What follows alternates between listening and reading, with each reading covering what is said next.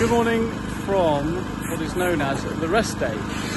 We're now down at the coast in Tanzania in a lovely town called Tanga, which is quite a sleepy place. But the word rest doesn't really apply to what's going on here, so I'll just have a quick walk down. The cars are all lined up, having been washed this morning, and subject to whatever we think is necessary, we go to work and we have 6 hours.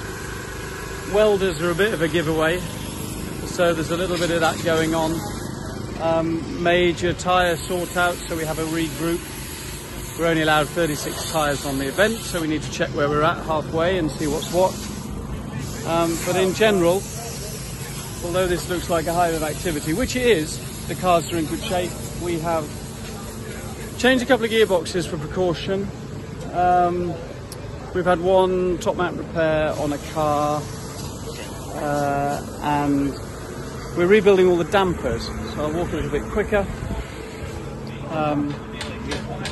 And down this end, this engine and gearbox has just gone back in, so it's a pretty significant effort from the guys. Whilst they're all doing that, of course there is lots of other rebuild work going on. For example, in the damper van, you can see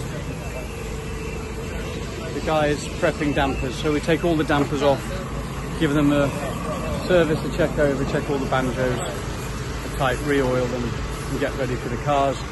And of course, lest we forget the tyre boys, who have a mountain of tyres to refit, reorganise and get ready for the next part of the rally.